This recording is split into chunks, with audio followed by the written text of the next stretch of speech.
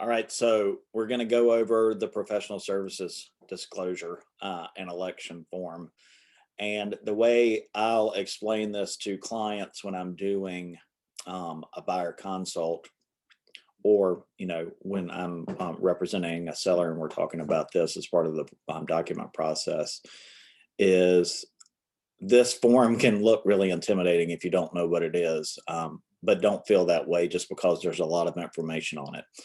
It's honestly really simple when you step back and take a look at it. So basically, these are services that are associated with the process of buying or selling a home. And these are the providers that we recommend for those services. And this is the person who's going to order it if we do one of these services. All you're going to do is either select to use the provider we recommend for a service or waive using that person. Doesn't mean we can't still order something for you if you want a service. It just means you're waiving the person that we normally recommend. And that's it. It is pretty simple when you come down to it. So I'll go line by line with people and say, I'm not really sure, honestly, why the Real Estate Commission puts this on here, because I've never had anyone say yes to who we use, or even really use one unless you're doing like the 1031 exchange. That's when this could come into play. So we're going to waive this. We're going to select appraisal if you're getting a loan, and if you're paying cash and want to order your own appraisal, we're going to say yes, right? For the attorney, typically we recommend using an attorney we know, so we're going to select them. But if you have somebody else you want to use, or in the event you're representing the seller, you're probably going to waive it, because most times you're going to go with whoever the buyer wants to use. For a home warranty, I'll always waive this unless I know absolutely upfront that we're going to use our folks. For the inspections, pretty much the same thing. I'll tell people, I recommend we just start with the home inspection, and of course use our folks unless you have someone, and then you would waive it, that we use our folks before ordering any specialty inspection, like HVAC, like a pool if it applies, like water quality unless the loan requires that we do it, okay, or septic. If you decide you want to do those up front, then yeah, we'll go ahead and select all of these. But I usually recommend, and we have the home inspection first, and then if they point out, hey, there's an issue with the HVAC, then we'll do it later. So my recommendation would be, yes, select home, waive the HVAC, waive the pool. At the coast, you're probably going to waive radon because it's not really done that often at the coast. And the triangle, you're always going to do it. Septic, again, that's up to the client. Personally, I would have a septic inspection done, but they may choose not to. So just make sure that you're talking about these things and signing the box the right way. Same thing with well water quality. You're always going to want to do a pest inspection.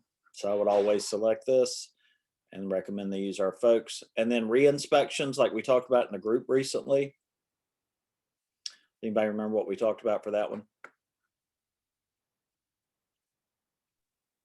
Yes, I never check it and tell them, like, if something arises, then hopefully we can get the other side to pay for it. That's a good point. And even if they do waive it, you can always come back and still order a re-inspection and have our folks go out if it's necessary. So I would waive it on here, because if you select it, it better be done. Hopefully that makes sense. Of course, you have to initial at the bottom of the front page, and so do they.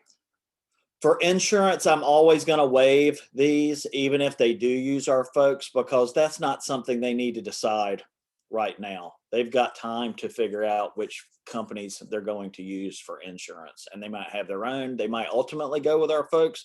But when is this getting signed? Basically right after we go under contract for buyers, right? So you're going to just go ahead and waive those. Always do select the flood insurance insurance program elevation certificate, because chances are they're going to need that, and one of these parties will take care of it. Sometimes you might have to get involved and try and get it from their current insurance company, but hopefully the new insurance company that they're going with can get it. For a mortgage loan, if you know that they're necessarily going with our folks, select it. If they're unsure or they already have a lender or they're paying cash, you're going to waive that. Survey, that's pretty self-explanatory. Either they're waiving it because they don't want one or they're selecting it because they do. Pictures and or measurements. Most buyers are going to waive these. However, if you have a cash buyer and you don't have a floor plan that was professionally done and provided by the seller, and you don't have, or they don't have an appraisal done where an appraiser measures it, you should recommend that they have measurements done to make sure that the square footage that's represented in MLS is accurate. And here's why. Because if you help a cash buyer buy a property and it's advertised at 2,500 square feet, and so they pay a fair comp price for 2,500 square feet, and then they come to you 3 years later and want to sell their home, and then you have professional measurements done, because that's what we do for all of our listings, and it comes in at 2,200 square feet, they're not going to be happy with you because you didn't explain to them that you should have gotten professional measurements done when they weren't provided up front. Do y'all understand where I'm coming from with that? Any questions about why that's important?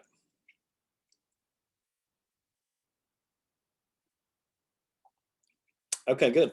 The rest of these, if we wanted to add something else in, we could. Generally, it's not going to come up. If you have something that you want to add that's not on here that you think is applicable, we can sidebar about it if and when it comes up. That's really the long and short of this form. Does anyone have any questions about any of this?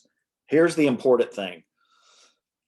You need to make sure you explain this to them, what this form is, during the buyer consult. You need to talk with them before you send it to them about what they're going to want to do, what we're going to do for them, or what we're not going to do for them, and who they're going to use. And then you're going to populate an initial for your buyer or buyers or sellers, when you're using it for sellers, on every single line. And then they need to initial every single line, either waiving the provider for the service or selecting the provider for the service. Any questions?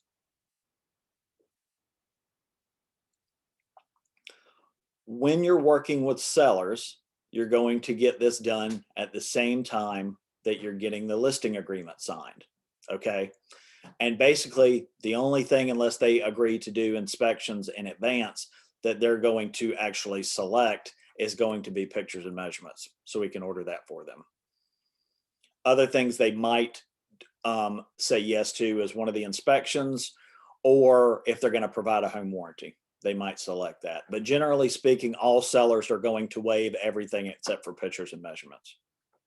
For buyers, we've already talked about what they are probably going to select or waive.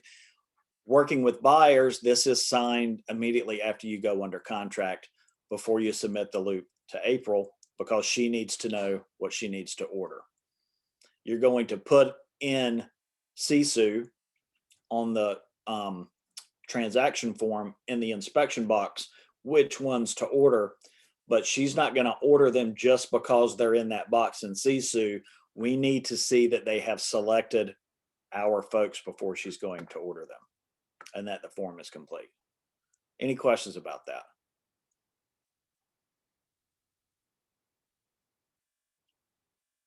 I have one question. So if there's not a pool, or you just select waive, you wouldn't leave it blank, correct? Nothing should be blank. Okay. Unless these down here, because there's no service or provider listed. All of these other lines with any text on them have to have an initial on one side or the other. And if you have two buyers, they both need to initial. If you have one, only one person needs to, etc. Just like every other document as part of the transaction. If they don't want to use our people and they want to use their own, is that something that April still orders for them? You can coordinate that with April and them. Typically, if somebody has their own provider that they want to use, it's because they know them personally and we'll probably reach out to them, but just talk to them about how to do it. You could also say they want to use ABC home inspections. You could come in here and type ABC home inspections and then select it and then let April know and give them the contact information. Or you could just waive it and then let April know. Either or, you've got options. It just needs to, if it's selected, the name needs to be on there. Good question. Anybody else?